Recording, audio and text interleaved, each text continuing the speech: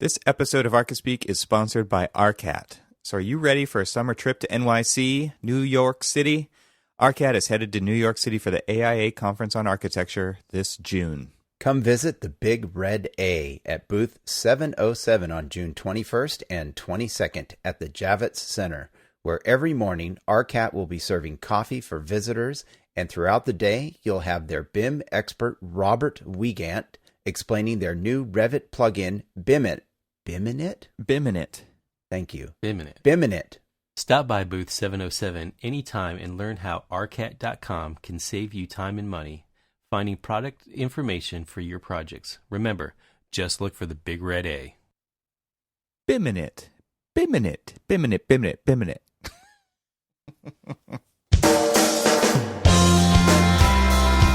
Welcome to Archispeak, the podcast that talks about what it's like to work in the profession of architecture.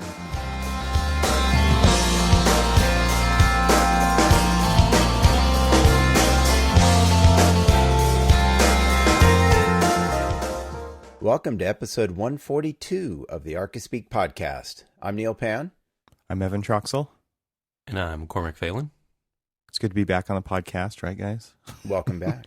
I did get a message from one of our listeners who will remain nameless, just saying, I'm so confused. Actually, I got a text message from a friend as well saying, Evan's left the show? Yeah, exactly. Funny enough, it's just like, well, if Evan's, no longer on the show, I can suggest, and threw out a name to me, and I'm like, yes, who is it? Oh man.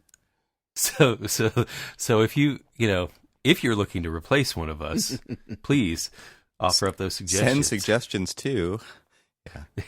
No, so I should apologize publicly to my nameless friend because I ignored the text message on purpose, just to make it even more mysterious for quite a while. That was funny. Good. Yeah. So I wanted to give a shout out to a listener who wrote in. It's Alexander Bergman, and he wrote a very nice letter, and we just wanted to acknowledge it here on the show because Alex said some very nice things, and we really appreciate it. So I won't go through and read it and absolutely, embarrass ourselves or Alex for any reason, just because it was so nice. So thanks, Alex. Yeah. We really appreciate it. It was pretty inspiring. Yeah, it was kind of cool. Thank you. Yeah. All right, Cormac, go for it. All right, man. So here we are, and we really wanted to talk. We always like to talk about the important things, but this show, it's a really important topic, and that is the royal wedding. Oh, please. Yeah. Come on, shut up. It's all the rage right now. It is. Everyone's talking about it. It's going on right now. So as we're recording, we're missing. We should do a live simulcast of we shouldn't. The royal wedding and the podcast, and so we could offer commentary. So much architectural side commentary needs Neil, to happen. think about how enriching we could make that royal wedding if we sat there and commented on the structures around, maybe even the structure of the hat, like the one you're wearing right now. I'm cutting this all out. Why? Didn't work. Entertainment value is high. I couldn't care less about this. So somebody's getting married. BFD. That's what we thought about you. Yeah, it's going to affect your daily life, Neil. So you should definitely take an interest. Thought we fought a war, so we didn't have to care. Yeah. Wow. All right. Well, on that note, moving on. No, so this past week was actually pretty eventful outside of the office for me. Got a chance to start the week off in a jury for a BIM course, actually, a non-studio course, but it was kind of interesting. But before I got to the actual jury itself, it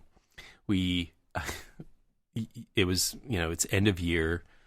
Kids are getting ready to start doing their final senior thesis defenses, or they're going to be doing their senior pinups and things like that. And so it's kind of interesting. I was walking through, and I got there early.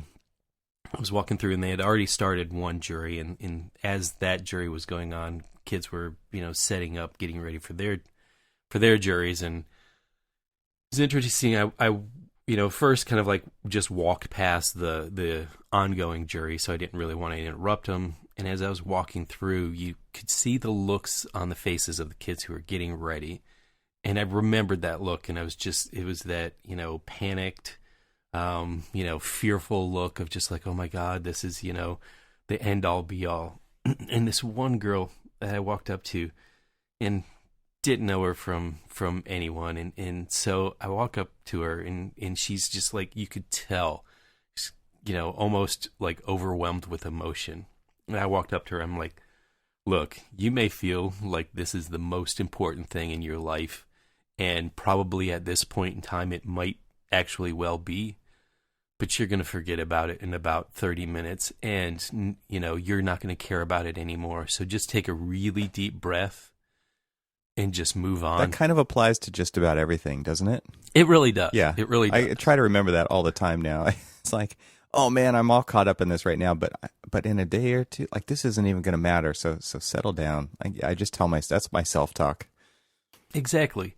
And so I started thinking about, and so then I walked back and I was listening to some of the comments about, that the jurists were given, this one kid, and he, this kid was kind of getting a little flustered and, got, knocked kind of off of, off of his train of thoughts. And,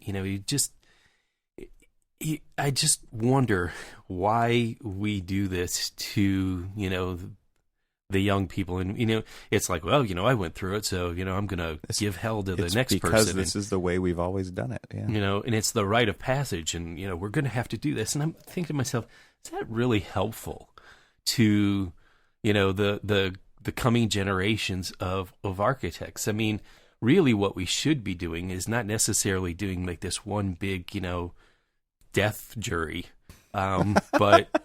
Death jury? But wow. Death jury. Yeah,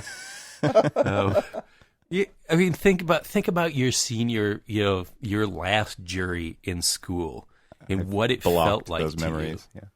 I don't remember. Yes, probably. It's just like, I've been through so much therapy to get that out of my head. No, but I mean, these kids, I mean, sometimes this is probably some of the worst experiences they've ever had. And, it's somewhat off-putting for the profession and otherwise. I mean, I was looking at the quality of the projects. Now, judging it purely on face value of most of these projects, I didn't really know it. But, they did have a little synopsis of what the project was. So, I read a real quick, blurb of some of theirs. And you could look at it and you could see whether or not, based off of their synopsis, if they really got it with all of the visual materials that they were going to do, or was the visual materials just a primer for the conversation that they were going to have, or at least that's what you kind of hope. But I mean, it was just really interesting to just kind of think about, why we do this, why we persist on doing these kind of like, death juries. Let's try to fry them as much as possible. Let's try to throw them off and like criticize them throughout this whole thing instead of really coming back and just figuring out what juries really are. Well, we've talked about the value of a good critique previously. I mean, maybe we can find a link to that episode, but the value in it truly should be to make the project better. But I will also say that it is valuable to learn how to defend your ideas in a not perfect environment, non-perfect environment. Because if you can do that, you can do it in all kinds of ways in your life. It doesn't just have to pertain to architecture, right? Right. And I totally agree with that. But, in some cases, like I was sitting there and I was watching this, this one kid, defend his jury, defend his work. And, they were starting to ask some interesting questions about the process of the class and things like that. And he was a little, thrown off by the questions and stuff. And I was thinking to myself, this really isn't a jury about him. This is a jury more about the studio and the professor than it is really about him. And he's having to defend things that he really shouldn't have to be defending. He's defending, the professor and why they were doing the particular projects they were doing and things like that. And so it was interesting, but that was just kind of a side thought to what I was, right. The jury itself that I was on, which was kind of interesting because what it was talking about BIM and basically using it as a production and communications tool. It was purely an introductory course, given by one of the associate principals in our office, and she's helping develop the BIM standards and things like that within our office, and so she's practicing what she preaches by teaching it, as well as implementing it in our office. And so it was kind of fun to see how people view the technology in what was great about the class. Real quickly, what was great about the class is this was people who are in interiors, people who are in architecture, people who are in the construction management. And so you're coming from a bunch of different perspectives of what BIM means and how you can use it. So it was kind of interesting because as we went through, and I God bless them, some of these kids just can't give a presentation to save their lives, and it's kind of a shame, because so that's kind of an interesting running theme of some of the things that I want to talk about on the few different things throughout the week that I was involved with. But presentations are never taught. Yeah, see, there you go. Are never taught. Yeah, absolutely.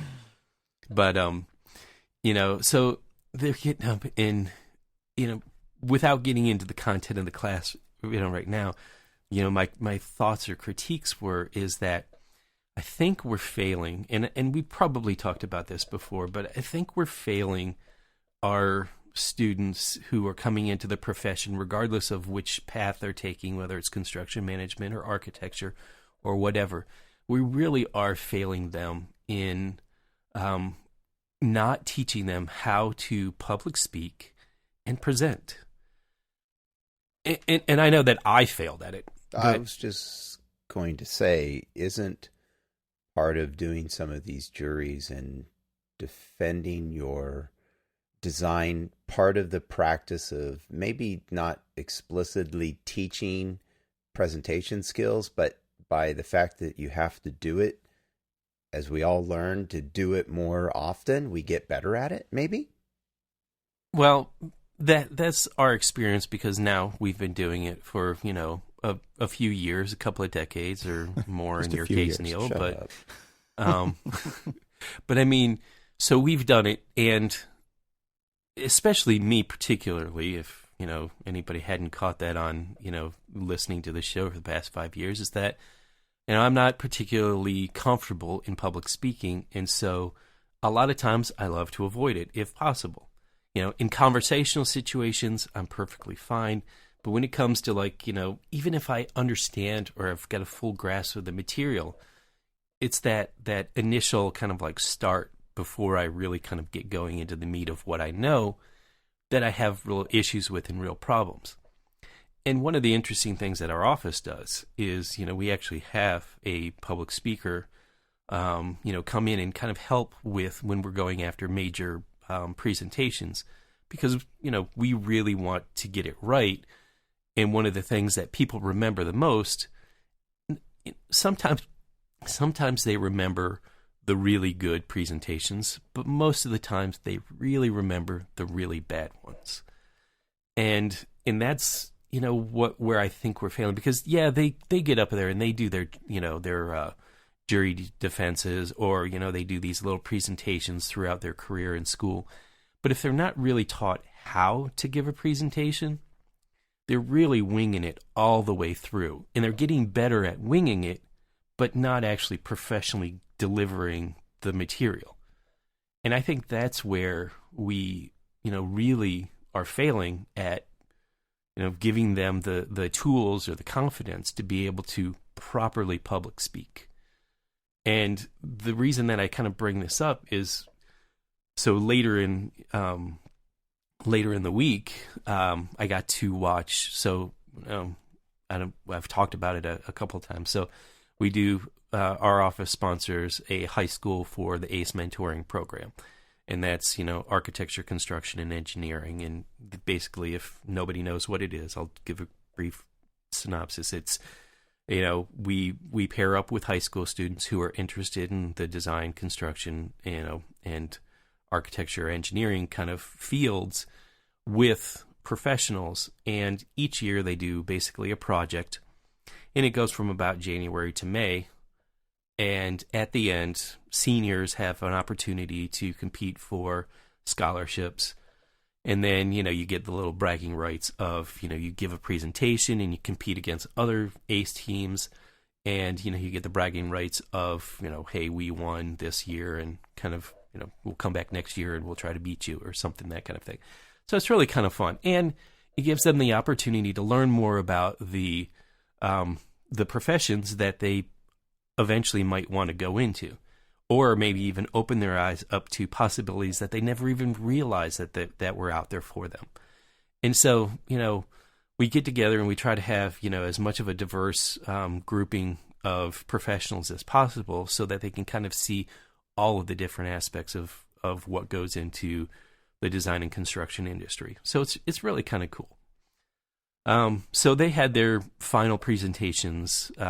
Our team was competing against 12 other teams in the Baltimore area. And what was interesting is our team was from a prep school.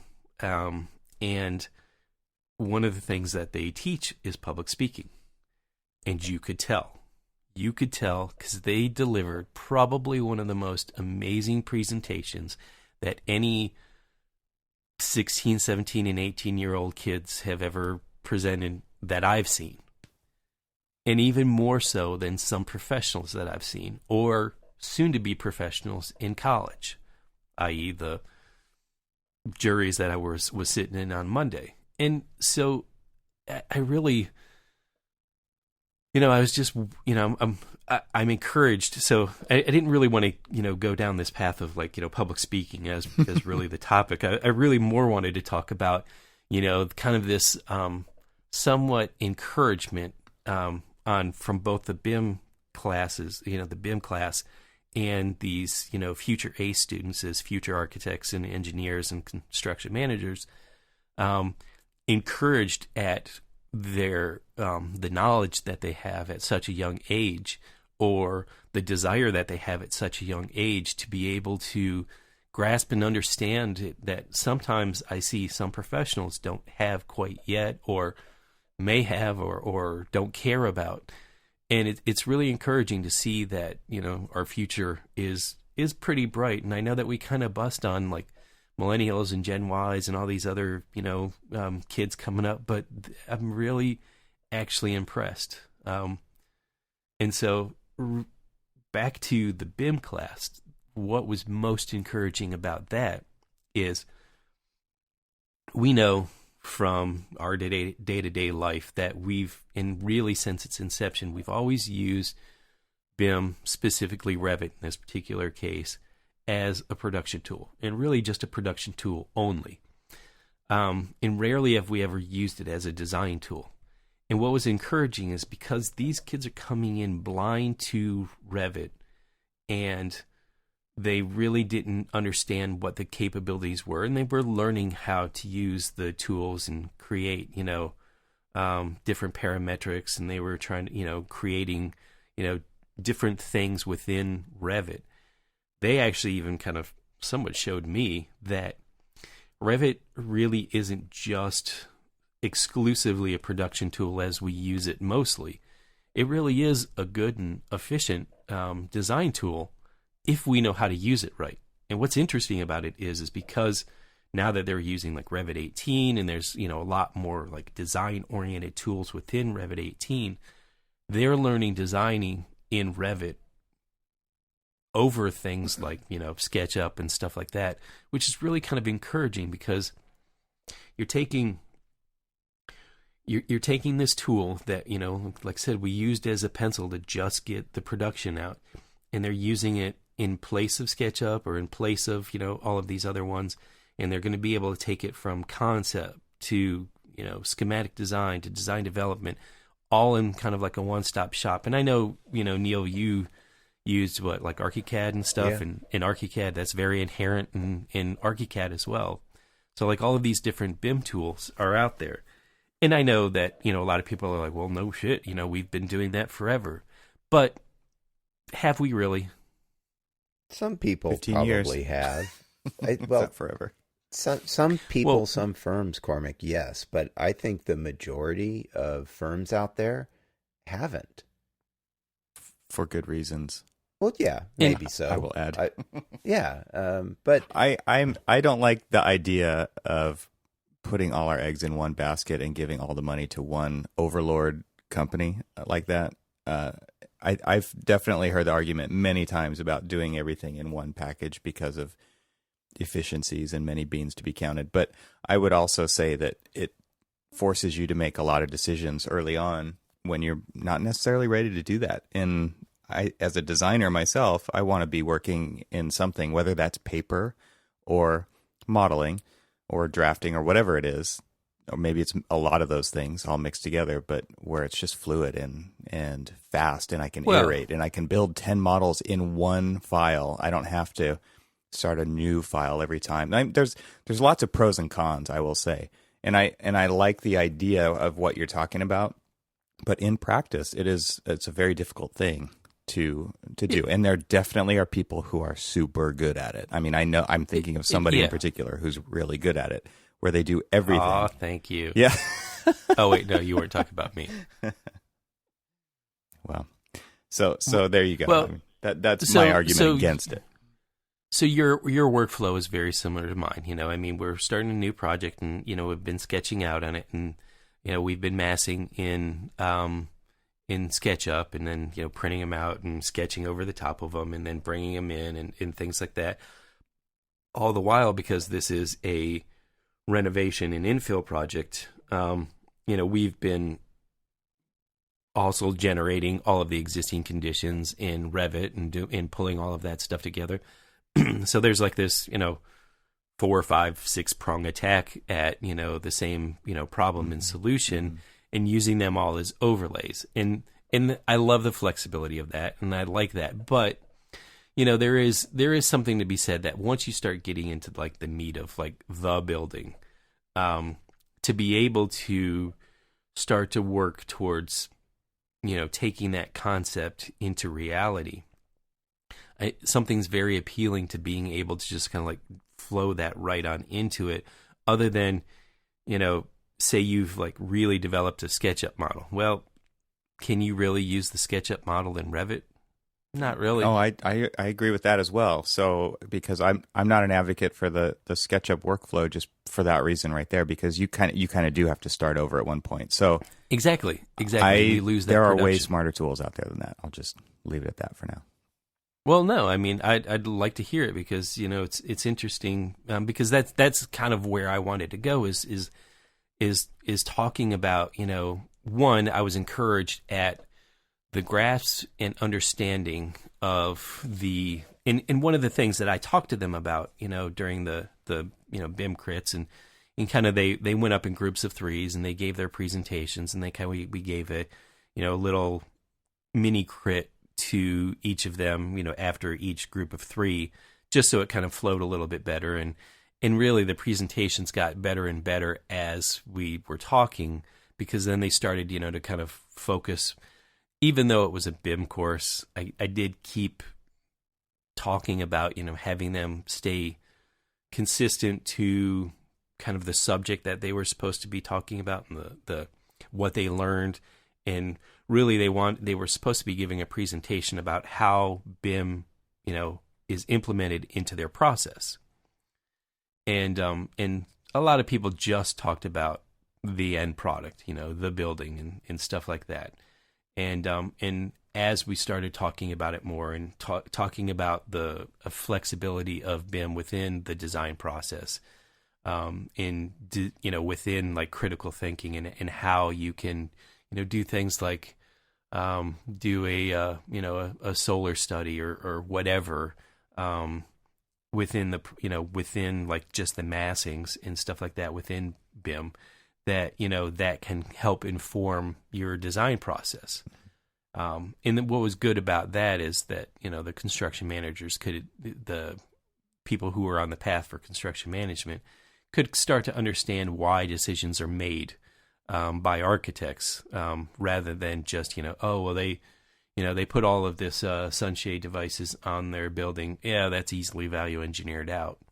And rather than doing that, they're able to, understand, or at least, in these few cases, start to understand why we do what we do, so that, a lot of this isn't just, shit, it looks good, let me just put that on there. Mm-hmm.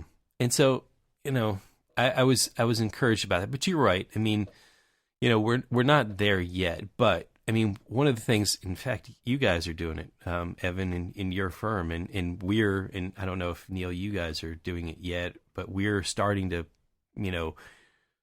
dip our toe into the VR side of things. But I mean, early on, when you guys are developing things in Revit and you want to give them, give your client kind of a tour of that concept design or concept idea, being able to do it in Revit so that you can show them kind of where the concept is leading you, and then being able to take them through VR, I think is, an interesting prospect for the tool in the future.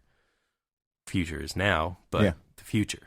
Well, yeah, and I think, again, VR is not program agnostic to just Revit. It's sure there's definitely a lot of people doing that. We're doing that too, but it depends where you are in the process. And I think that one of the hangups with Revit up until now has really been materials, because they do help in VR for sure. And they help in a lot of ways. And I think it's probably more people than it is the tool itself, just not being familiar, because it's not easy to do in Revit. They just have never learned how to do it. It's so much easier in another program, right, where I can just click a face and the material's there. And Right. And you have to go through the parameters of each material. Well, you have to all of a sudden set up a bunch of different... Well, if you can do paint by face, right? But that doesn't translate well to other workflows down the pipeline. So exactly. So yeah, you have to build these into the families, and then you have to have 20 different wall families because you got different materials already assigned to them, and it just gets to become a management issue of all the different elements that are going on in the model. So there's definitely some hangups. I totally understand why people don't do that and why they prefer to do that kind of stuff in another tool. But along the way, maybe that doesn't matter. Materials don't matter until you get to a certain point. What matters more is volume and space and light and shadow and all those other things. And so it's more about form making earlier on in the process, and that can be in any program. So, the other thing to look at is a VR platform that just takes any model. So that's what we've done is we've invested in Prospect, which is by Iris VR, and it'll take a Rhino model, it'll take a SketchUp model, it'll take a Revit model, or it'll take anything that can spit out an FBX or whatever. And so you just drop the model in and boom, you're in VR. It's amazing. It's super fast. We just actually had a little presentation in our studio this week just to encourage everybody on project teams to get in VR so that they don't have to feel like they need to ask permission. It is something that's available to everybody at any time so that they can understand the models better. And the goal there is kind of twofold. Number one, the project will be better because you understand it better. And you will notice things that you are modeling that don't necessarily translate well in 3D, but they look fine on paper. And I think something that we're really pushing for is looking to a future where there is no longer paper, right? Because that is going to happen one day. And so the better we can build our models now so that they translate into VR and they translate into rendering software without all kinds of problems where somebody has to clean that crap up, because all you really care about is how it looks on paper. We're trying to work toward a future where there is no paper.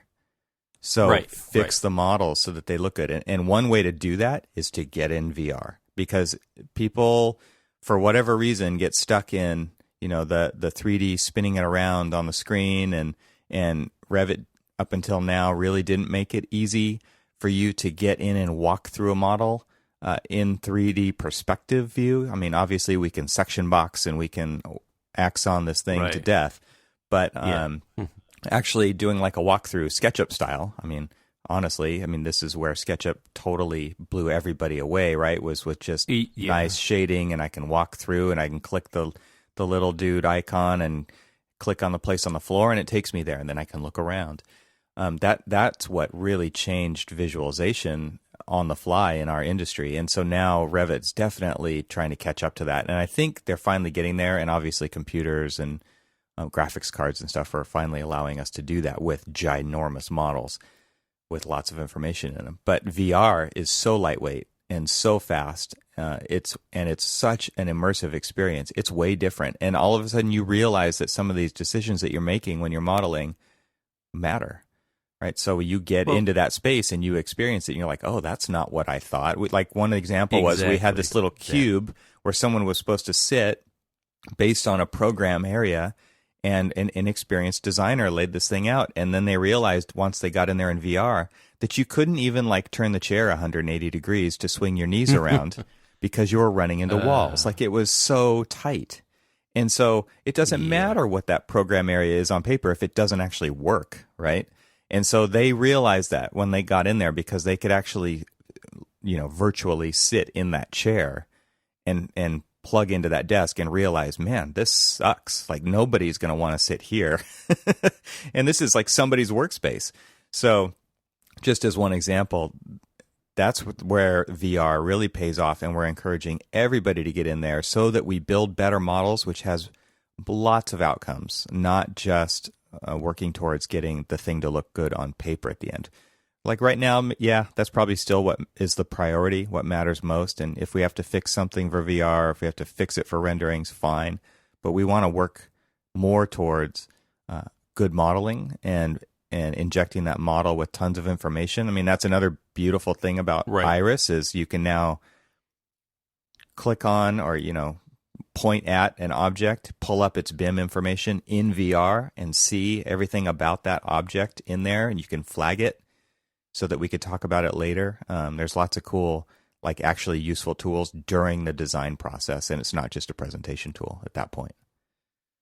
Yeah, and that's actually where I'm, me personally, I'm excited about the prospect of VR. I mean, it's great for visualization. It's great for, getting the client excited and things like that. And that's fantastic in its own right.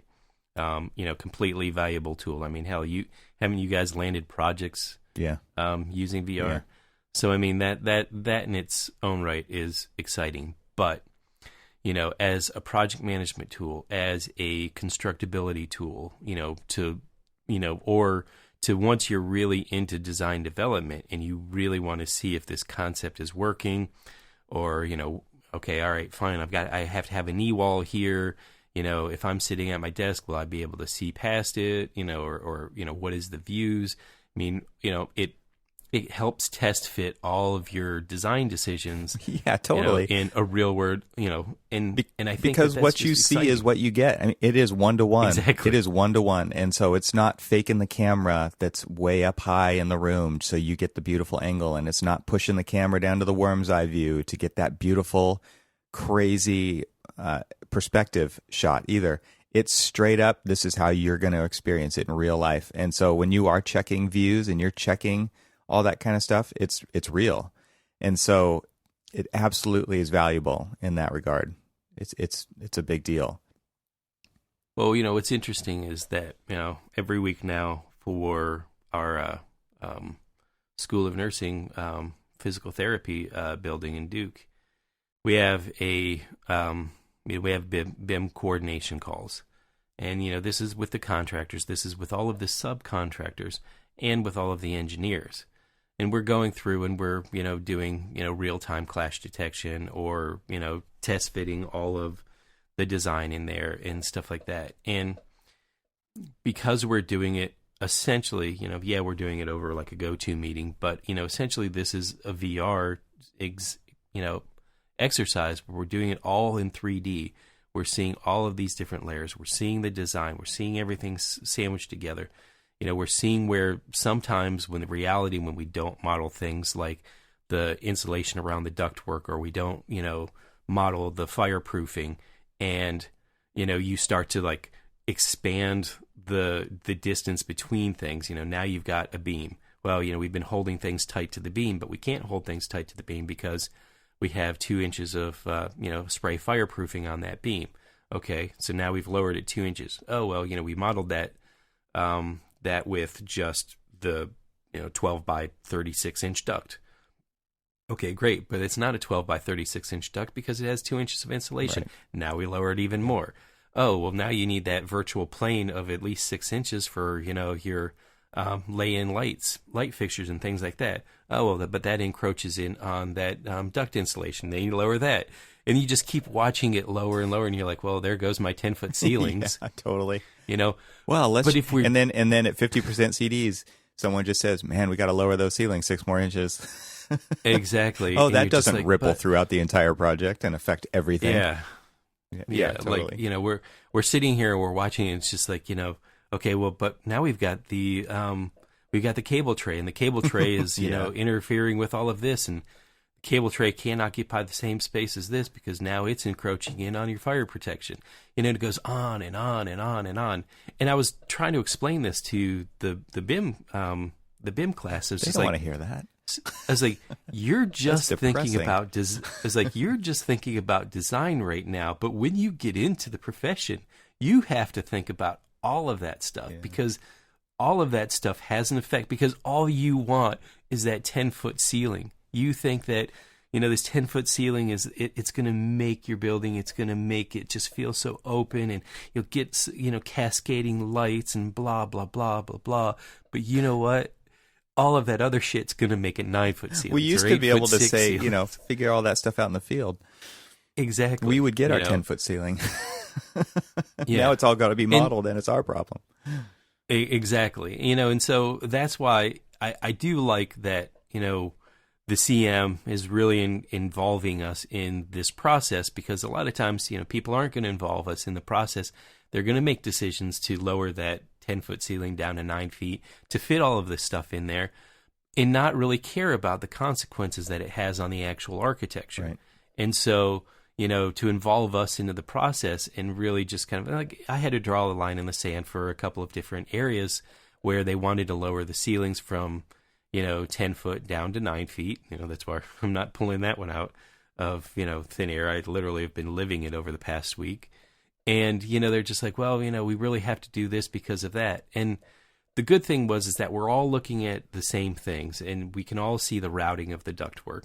And so to be able to suggest, well, if we don't lower the ceiling in here, what else can we do with that ductwork to get the, airflow into that building without having to bring the main trunks, into that room, so that where can we bring the main trunks so that all we have is, the supply trunks rather than the mains.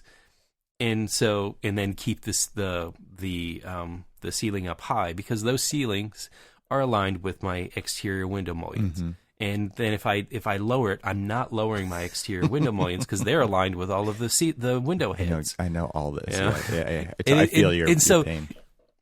So, but what I'm trying to explain to them is, through my experience, this is what we're going to need to know. And so understanding and having a grasp of the BIM tools early on, both in, using it as a design, but also communication. I was like, the greatest thing about BIM isn't necessarily about its documentation, which, we use it and, it's great for that. And people who are using it as design, great. And it's, really good for that, could be better, but it's really about the communication. It's how are we communicating our design intent to that contractor who's going to have to build our design intent.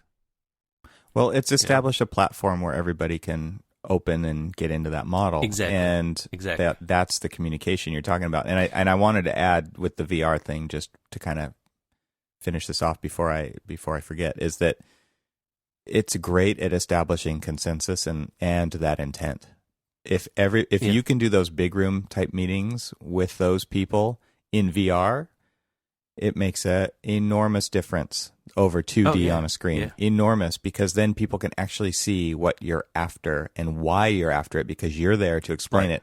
And what I'll say that one of the neatest kind of inventions with VR in the past year or two, where it's actually now really working, is multi-person VR. So you don't have to be in the same room at the same time, but you can meet in the model. It actually works better if you're not in the same room, because you don't have to ever worry about running into somebody. Because in VR, you can teleport wherever you want. It's not one-to-one walking around a building. And so if you are in the same room together, you could really, because you can't see, you've got the fanny pack on your face, right? You're going to probably run into the other person who has the fanny pack on their face in the same room. So it's actually better if you guys are in different rooms or in different offices, because then you can talk to each other. Every VR headset's got a microphone. You've got headphones. You can see each other like with a representative avatar kind of thing in VR, so that you know kind of where they are in the model spatially. And there's some VR systems that even have spatial awareness with the audio. So if they're on your right, you can hear them in the right ear only. And as if you turn around, you'll hear them in your left ear. So that, again, it just kind of helps with spatial awareness and where people are in the room. But that's not a total necessary thing. That's just kind of a cool thing. But it is nice to meet in the model. We have, I think, 5 different offices set up with this now, and we can meet in the model. And it makes a huge difference to go in there especially when you're working cross office, or if you're working with outside consultants who have a similar setup. And now they've even added in the ability for someone just to be able to tune in from anywhere via just their computer. So they don't even have to have the headset, although it is way better to be immersed in the model together. But you can just kind of view it now, which is kind of cool. So it makes it so that anybody can get in there and see things whenever they want. But it's an amazing tool to use for that kind of thing, because we can actually talk about the way those ducts are running, because we can expose them. Like I can actually hide a ceiling, and we can look at that stuff together in VR in the room and talk about how all that stuff is working. And when you're talking about communication, I mean, that's really what it's all about. And so therefore, I would further argue that the most important thing about BIM is the letter I in the middle, right? Information, because that is what is making everybody's decisions go whichever path they go.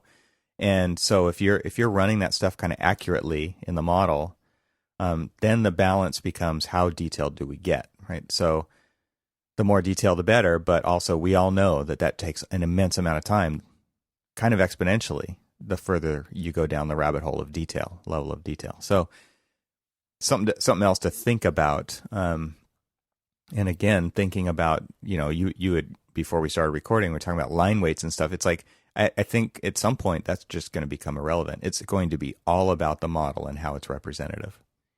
Yeah, and what I was saying before show is that, as of right now, a lot of people are still building off of the 2D documents, and so clarity of information, it all comes back to that the information, is imperative, and so that's why I was kind of like on my soapbox of line weights and legibility of between line weights and clarity and things like that, but.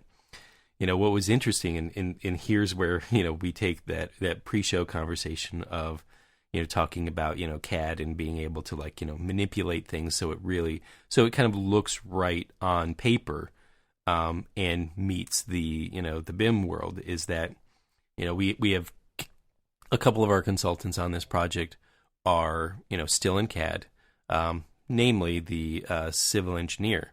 And, so we've got all of these underground utilities and stuffs coming through. We've got, the on-campus, steam lines that are going through and that we're tapping off of that coming into our building, but how our other new utilities are affecting that, existing steam line and where they're coming in, or where that steam line is crossing over duct banks and things like that. Because he drew everything in 2D, we never really fully saw where the conditions were of the crossovers, whether it's with existing or new utilities, or how is it penetrating into the building? Where are those footing and foundation locations? Can we do that? Is it going to have an effect on the foundation? Do we need to lower the foundation? Things like that. And so as the CM modeled all of that stuff up and modeled it based off of the elevation, the invert elevations, and everything else. They'll get paid to do that. Yeah. Well, sure. yeah. And so they've modeled all of that stuff up. Yeah. We got a chance to finally see in real time what all of the ramifications of some of this stuff were. Right. And so we sat there with the structural engineer and the contractors and the civil engineer and myself and everybody else. We're all, online at this meeting, and we're going through this. And, we weren't quite in VR to be able to be fully immersed into the model, but, they do a really good job of flying through the whole thing. And they tilt the whole entire building up, and you start to see where the conflicts are, where we've got conduit, from our emergency generator coming in, and it's cutting right through a foundation. And obviously that's not going to work. But what are the decisions that need to be made off of that? Do we lift the duct bank up? Well, no, because we have to have a minimum coverage over this concrete duct bank, so it's got to stay where it's at. Got to lower the foundation. Well, now that has an impact on cost and things like that. So it's just this interesting, marry up of our 2D conversation about this is how we've been building, but this is where we're going. And the future, I think, for us is going to be a lot brighter, because we're going to be able to manage and control a lot of potential change orders or potential RFIs and things like that, because we're going to be able to see it all real time as long as we fill that model with as much information as we possibly can. Well, this is I want to really stress and encourage people to jump into this now, because you can bet your life that contractors are doing this.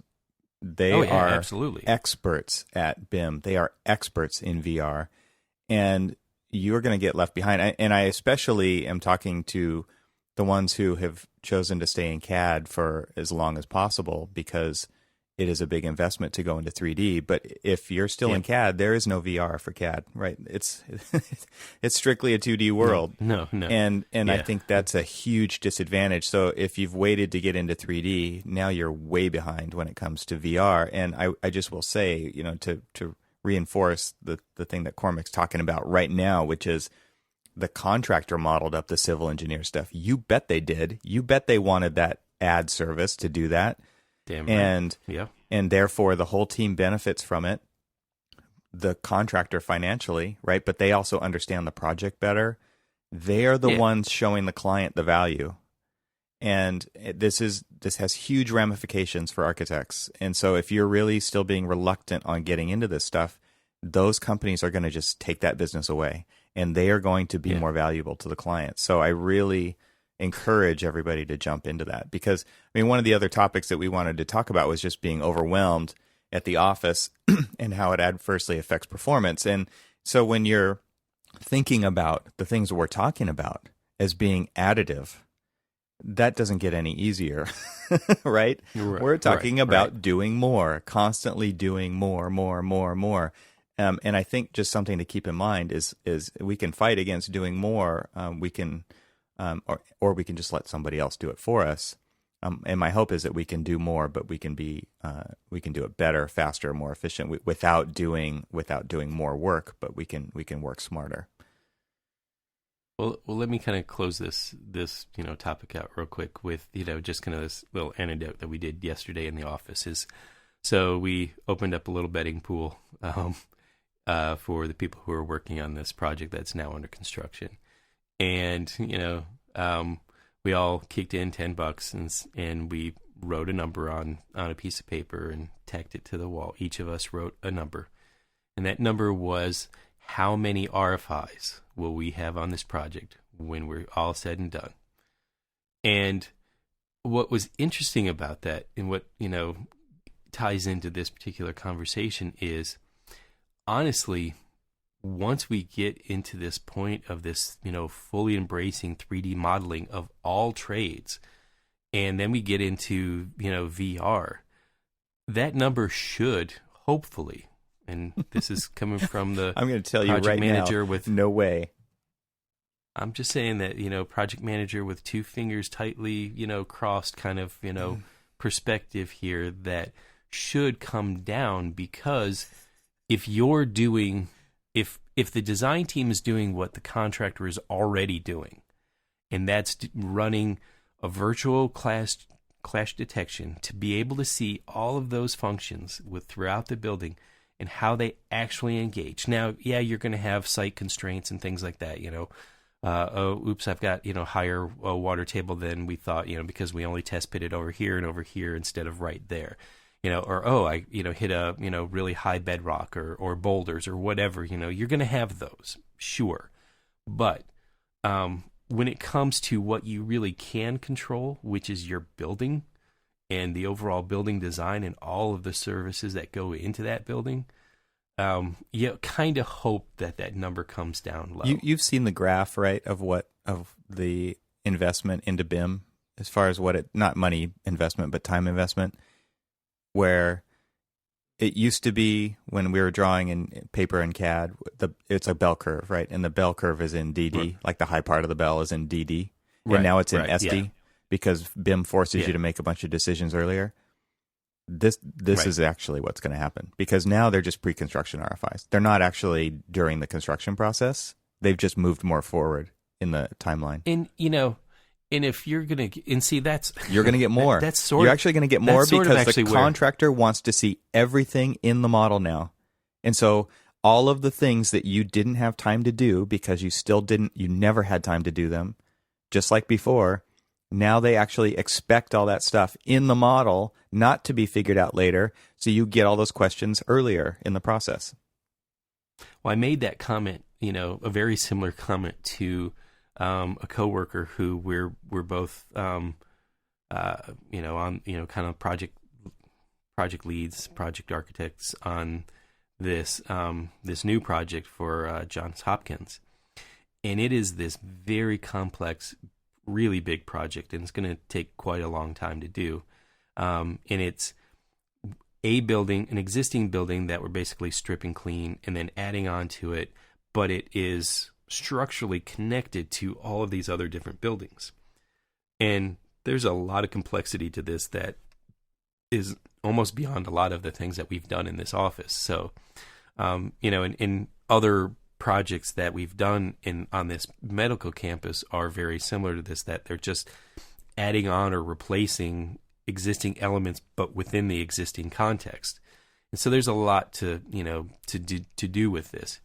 But I was explaining, that one of the things that, we need to start thinking about in revamping is the time commitments as it is, time commitments as it relates to BIM, but as it relates to billing. Because right now we gear all of our contracts to be, basically light loaded here, light loaded there, and then heavy loaded in CDs, and then light loaded in CA. And, we're not doing ourselves any favors by continuing to do the 2D method of billing, because we really do need to have the contractor and the owner understand that we now don't need to worry as much on like the construction document phase. If we are spending more time in the concept, the schematic design and then design development phase, construction documents really should only be, a little bit of arranging stuff on sheets or, doing some things, hoping to get to the point where we don't ever have to generate a set of CDs. We're only going to be generating a set of, unless it's something that's needed for permitting, because they'll probably never get on the BIM, aspect of things. But, we really need to start loading it up front a lot better than we do, because, like we talked about, we went way over on DDs and we went way over on, SDs, and, we haven't really billed to, CDs as much as we, build over the other ones. And yeah, it kind of like flushed out where, we build properly towards all of those things and, it's profitable. But if we noticed just on the last project that we spent more time in the pre-modeling phase of things before we ever got to construction documents.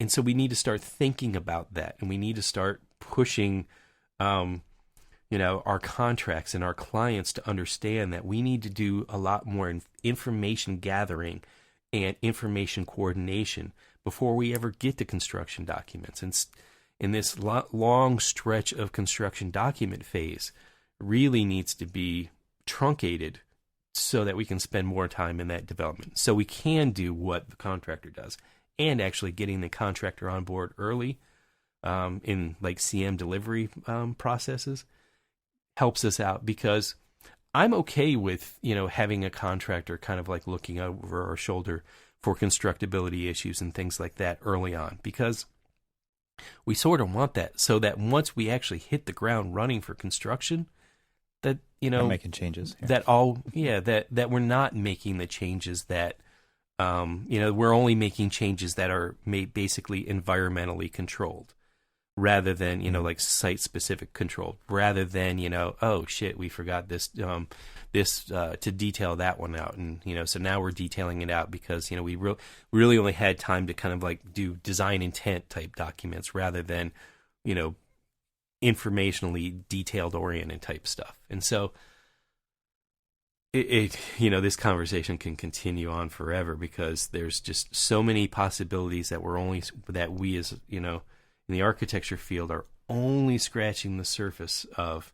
That you're absolutely right, that the contractor's already there, and they're wondering what the hell we're not doing. Every contractor, but the big ones. No, the big ones for sure. The big ones. Oh man, they're just eating this stuff up. I mean, that's where there is so much expertise coming from that side of the profession, the industry.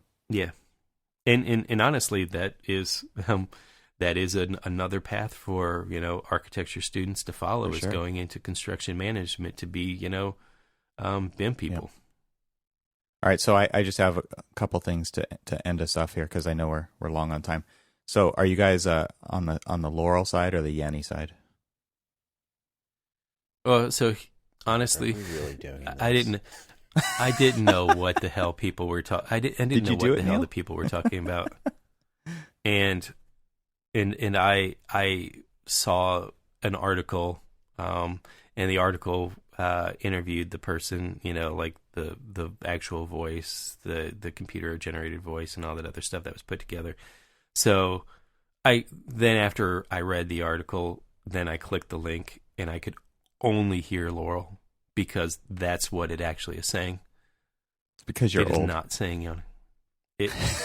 No, it's because my mind was already swayed to, I don't know what. Yeah, I think knowing ahead of time. So here's what's interesting about this. Maybe this is a future topic. Is it's perception, right? There's so many ways in which things can modify our perception. It could be, in this particular instance, it could be the speakers you're listening to. If they're very tiny speakers, you might hear one thing versus another. It could depend on the age of your ears. It could depend on the frequencies that you're filtering out. It could be the room that you're in. There's so many different things that could affect this. Totally applies to what we do. Totally applies to architecture. Now I know why Neil was groaning about that. You said age of the ears. Shut up. When I first heard it, I totally heard Yanny every time. And it was funny because the guy who showed me, Chris, he's like, nope, it's Laurel. No, how can you possibly hear Yanny? And then I showed it to my family the other day. And over the time I listened to it, it totally changed. And I wondered how much of it played into what you were just talking about, Cormac, is because, but now when I hear it, at least the latest time I heard it, all I hear is Laurel. Well, it's funny, as my wife would just like, she goes, I don't know what's more interesting about this, like absolutely trivial debate, right. But she goes, kind of fun. No, she was like, I don't understand that. People are so entrenched one way or the other. Oh, it's totally changed for me. Yeah, I'm open. That they're well. See, but you've opened and you've changed. But most people they hear it and they latch on to one. It's Yanny, and so they latch on and they're like, I don't understand why you could hear Laurel. It is not Laurel. What the hell is wrong with you? Did you do it, Neil? I had no idea what this all was about. I did happen to come across the audio clip. I hear Laurel, and it kind of ended at that. What I find most interesting is how people are using this to create lots of other funny stuff. And that's been the most entertaining thing about this. But I don't know. I heard Laurel and ended at that and moved on. Well, thing, this is what is this? Go ahead. I was going to say this is the 2018 version of that, bluegrass black dress thing, and that similar thing. Nobody's looking at the same screen for the most part there. So also there's so many environmental factors that kind of get in the way of these. Right. And I guess that's what's interesting about this to me from an architectural point of view is that people perceive different things. Well, I should say they perceive things differently through different lenses. It's their own lens, right? And so when we're talking about how people experience buildings or experience architecture, there's so many environmental factors, and they are not you. And so when we say things in absolute terms, it's like this is how people will experience this. That's total BS, right? That is our thinking of how we might want them to experience it, or in some quote unquote perfect condition or whatever. And I just think it's so interesting to think about it from kind of this point of view where it really points out how differently people perceive things. So right. That's a total different topic for a different time. Okay. So last thing, couple shout outs to some other podcasts. They have been very good at talking about us on their podcast, and we have been very bad about who's talking about them on our podcast. And we just wanted to give a couple recommendations for a couple great podcasts that are out there. I listen to them all the time. I can't say I listen to them every week, but because they are weekly shows, and I have too many podcasts to listen to, but I am trying to catch up. So Entree Architect podcast with Mark LePage, fantastic podcast. I would definitely recommend the episode with Anthony Laney from Laney LA. I love that episode and love what Laney LA is doing with their firm. So it was a cool interview to listen to. And then the other podcast is Inside the Firm with Lance and Al from Colorado, and they talk all about how they are basically running their firm. So if you ever thought about starting your own firm, that's a fantastic podcast to listen to and hear all of the good things, the bad things, the stuff in the middle about starting your own firm. So I just wanted to give a shout out to both of them and give them a listen in your podcast player. Search for Inside the Firm and Entree Architect podcast. So real quick, here's a little, I guess it's a different perspective. I heard it differently, but I say Colorado. You just said Colorado. Yes, that's true. Let's not go there. Whatever, Tomato. San Fran. All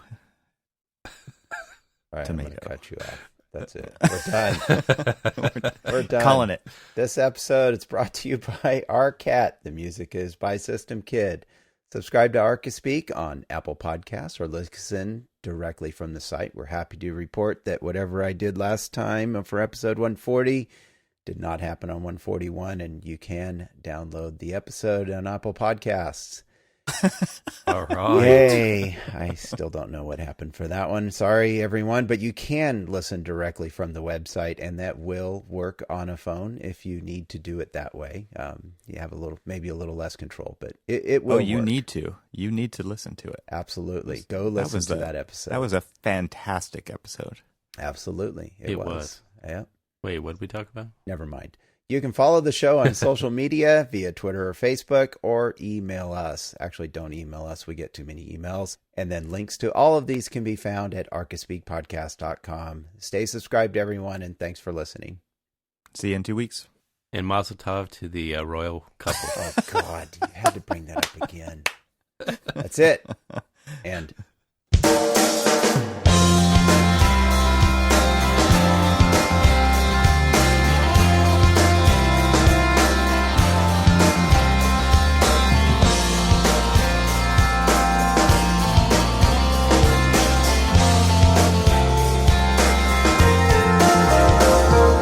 Blowing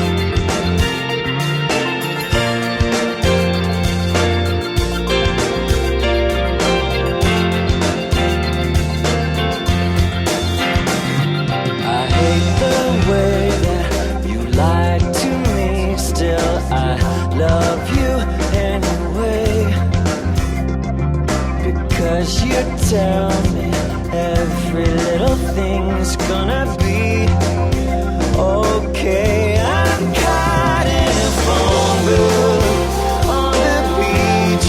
You reach for your gun to watch or run when someone call 911. Please. You were everything I wanted and more. Oh, when everything was magic. Oh, when everything was magic. Oh, when everything was magic. But more was overboard.